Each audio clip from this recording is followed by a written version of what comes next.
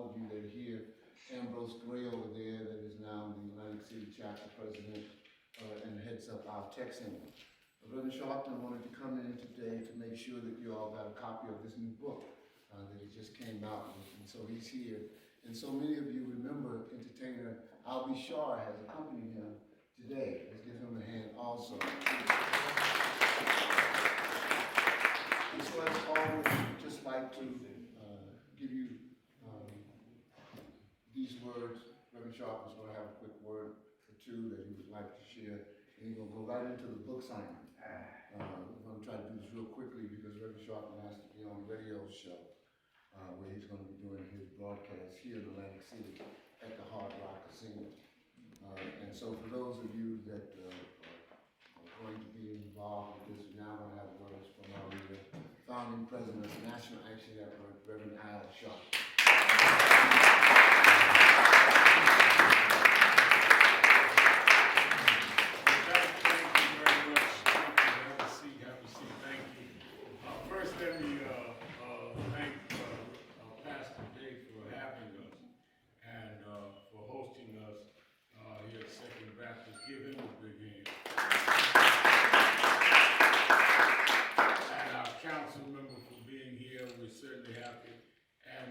Who's been our man in southern New Jersey for many years.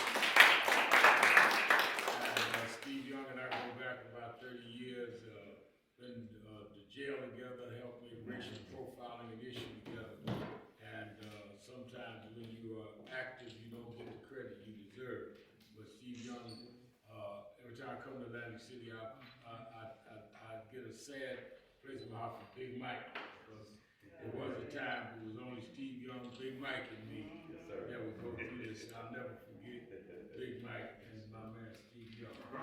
And then, of course, Reverend Stephen Bartley and the head of our Atlantic City chapter, and we're going to do a tech center here. Stephen Bartley, who is our Northeast Regional Director, developed a tech part of National Action Network. Because as we are now in a new era with technology, we've got to train and teach our children and seniors about technology. Yes, if you are not tech educated, you cannot function in this world today. Yes, sir. And so what he has done, he has a 30,000 square foot facility in Newark, and we're building around the country. We want to do one in Atlantic City, and we're not going to stop our activist work. But we're also going to be doing tech.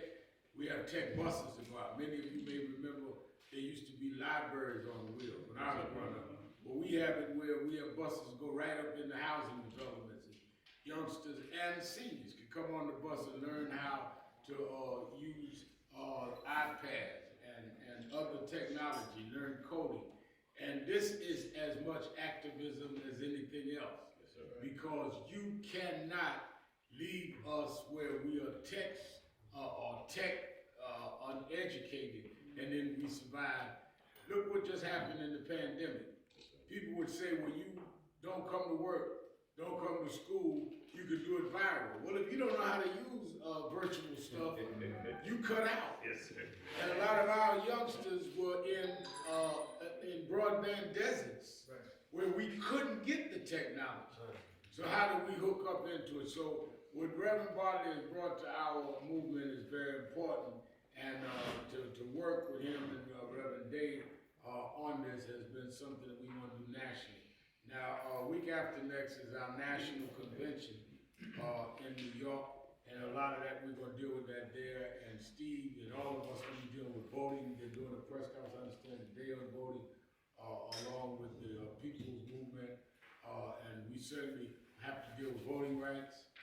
We have to deal with criminal justice reform. I'll be in Washington tomorrow. They finally are going to sign the anti-lynching law. And I'll be there for the signing. So we're not changing the focus of the network. We're expanding from technology to activism. As you know, in the last 6 months, we've had to deal with the trials of the murderers of George Floyd in Minneapolis, the murderer of Ahmaud Arbery in Brunswick, Georgia. Both of them families will be at our convention, and I want all of you to come. It's free. It'll be the first time all those families will be together with Ben Crump in our convention.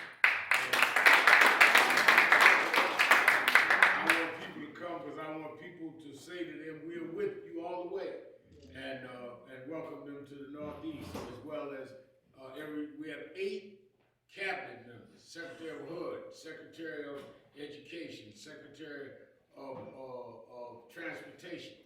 Where all this infrastructure money, how's it going to impact us? I remember when I first started coming to Atlantic City, when you live on one world on the boardwalk, another world in the community. If you're going to build infrastructure, what about the infrastructure on our side of Atlantic City? Well, we want booty chairs. I want Stephen and others to be able to say the booty chairs. What about our side?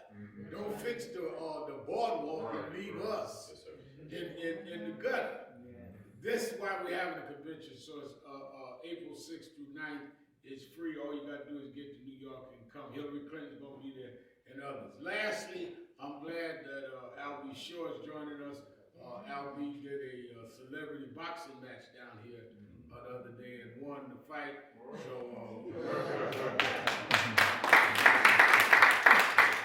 I have to attribute that to my conversation with Dr. Reverend Sharpton and his prayers and his well wishes and his encouragement.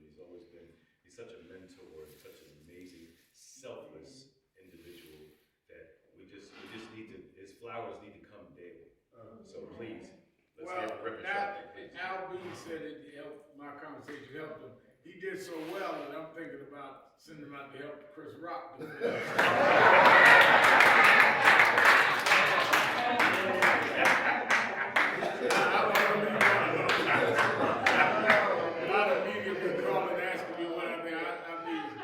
We actually do. So of course our beloved Rachel Norling, we posted this morning, some of the footage from the fight and the victory. Yeah, I did. And we incorporated Reverend the situation with Reverend. Even though we hate to see our black men go against each other, but there's something else coming from that. So there's something. Yes, sir. Yes, sir. What do you say? Something just ain't right. Something I ain't right. don't know what caused all that, but I'll deal with my issues. So Yes, sir. Yes, sir. the book, let me explain the book. I wrote this book in 2020. Many of you might remember we called the March on Washington around George Floyd. I did it in the eulogy. As I was doing the eulogy and was saying why we had always felt that white America kept their knee on our neck. It just came to me, we need to go back to Washington. And I said that Martin Luther King III was sitting on the front row while I was preaching. We need to go to Washington. And he's sitting there because he and I have done them together with his mother before she passed.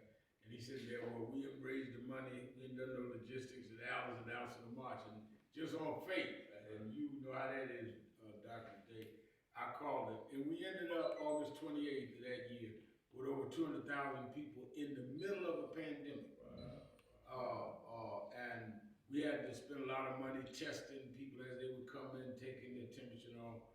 And as I was going to the steps where Dr. King, Martin's father, had stood in '63 and did his I Have a Dream speech, people, they had security around us, and people were like out there waving. There was an old man in the crowd, Reverend Day, and he was waving something in his hand. And for whatever reason, it caught my attention.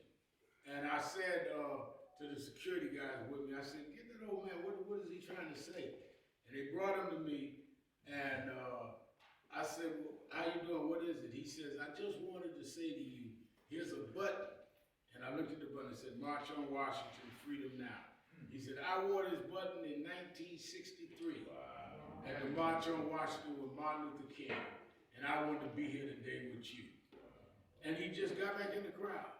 And as I walked up the steps getting ready to speak, I thought about, I should have got his name and his address, and I thought about how it was people like that that made the movement. People that were not going to be on the news that night, Steve. People that not going to be in the newspaper the next day, but came because it was right. Didn't have a lot of money, had no prestige, wasn't ahead of nothing. It was righteous troublemakers that made the movements work. And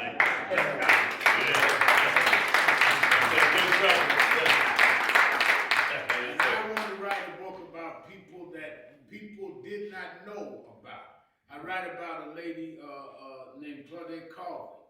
She was arrested for sitting on the front of the bus in Montgomery 9 months before Rosa Parks. She refused to give up her seat. And they didn't rally around her because she was dark-skinned and pregnant and wasn't married. And they said she wasn't the right image. But she stood up before Rosa did. Had the same lawyer. I want to talk about Claudette Carver. I want to talk about, I put in the book the story of attorney Pauline Murray. She wrote the legal theories that Thurgood Marshall used in Brown versus the Board of Education. But they would never give her credit because in the 50s they didn't give black women credit and she was gay. So I wrote a book about people that made critical differences that nobody ever heard of, because I figured while I have this space and time where I get attention, I got a TV show, radio show, and an organization, I want to put the spotlight on people that never had the spotlight, because if we did not have them, none of what we do would even matter. Martin Luther King used to say,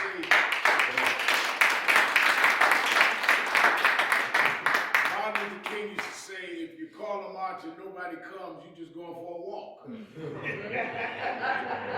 It's because the people that really believed in the cause, they had nothing to gain, they would come out and march. I remember when we closed down the Jersey Turnpike, right here, as they turned and come into Atlantic City. One of the things that people forget, how racial profiling became a national issue, is when the lawyers had raised it, and Johnny Cochran and them, we got them in New Jersey for, and we went on the Labor Day weekend, Steve Young, Big Mike and I, and laid down as you come in Atlantic City, because we said we cut off the money that would get their attention. And we went to, and they sentenced me to 10 days in jail. I don't know, Big Mike and them did something, got me out that night, but I was supposed to do 10 days in jail right here. It was those people, I don't know the people that laid out on the highway with us that day, but if they had not laid out, it would have been me and Steve as the laughing stock. Yes, sir. But because they laid down, they made racial profiling laws in this state. And that's what this book's about, so I wanted to come and not send it to you, but bring it to you with the courtesy of Reverend Bartley. And that Jersey Turnpike laid down, that was about 20 years ago, right? About 20 years ago, and Donald Trump been mad at me ever since. Heard his casino, I'm so happy about it, I don't know what to do. So thank you for having us.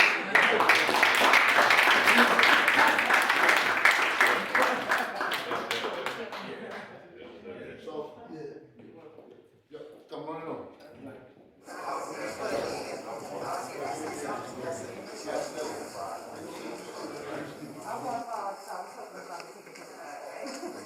Me too. As soon as he finished writing, I'm sure